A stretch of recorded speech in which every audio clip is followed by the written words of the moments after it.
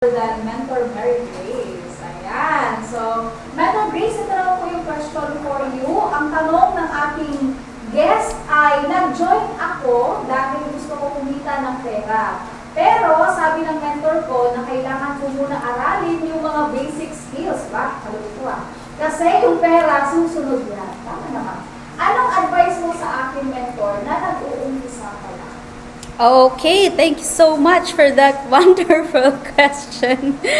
Para tayong Miss Universe dito, no? Anyway, ayan, napakaganda din ang sagot ni Sir MJ. Bilang beginner, I feel you. Kasi po, nung nag-start ako sa opportunity na to, ang pinaka-concern ko talaga, pag nag-start ba ako dyan, kikita agad ako. Why? Kasi, yung pinangpuhunan ko dito, inutang ko lang kasi, and I promise, doon sa pinangutangan ko, nababayaran ko siya agad after 1 month. Nangyari ba? Of course, hindi agad. Tapos, nag-partial lang ako. Okay. Na ngayon, back to the question. Lahat naman tayo, gusto natin kumita agad. But, as a beginner, nung time na yun na sa akin, na-realize ko na gusto ko munang aralin kasi gusto kong malaman yung pasikot-sikot ng negosyo. Kasi kapag sabi nga nila, pag pupunta ka sa gera, wala kang bala, patay ka. Okay? Na ngayon, doon ko naintindihan na the first reason, eto ha, clarity to sa lahat ng mga magsa-start pa lang. Bear this in mind. You will start the business given na may kikitain ka along the way or in the long run. But, ito yung pinaka-reason kung bakit ka magsisimula sa Prime Online System or sa Ascendra Prime. Kasi gusto mong malaman yung sistema na meron dito sa loob.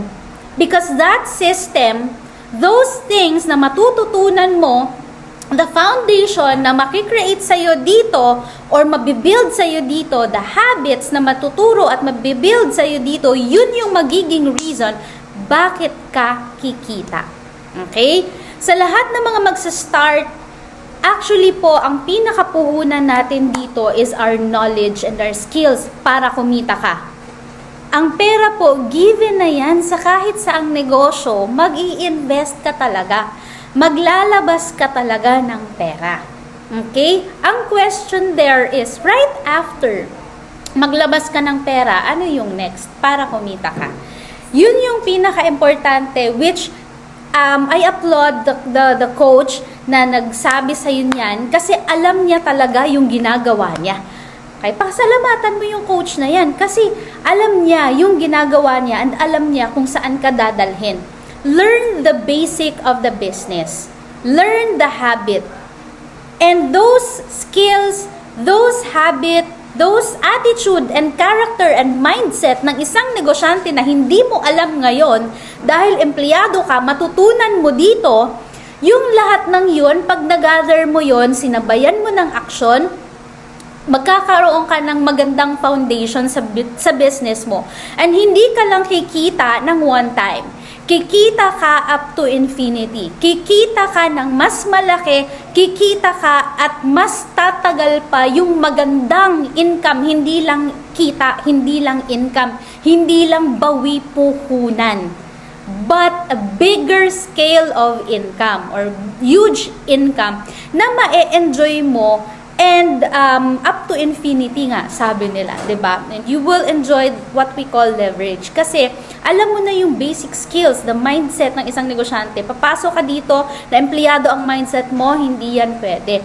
Tuturuan ka pa namin kung ano yung mga magiging mindset mo, ano pang magiging attitude at character mo, ano pa yung kailangan mong matutunan. So, pasalamatan mo yung coach mo kasi alam niya yung ginagawa niya. Matalino yung coach mo. Kaya, ito isa sa mga naisip ko dati, sino ba dito yung nagpatayo ng building or bahay na walang foundation? Nagtagal ba? Diba hindi?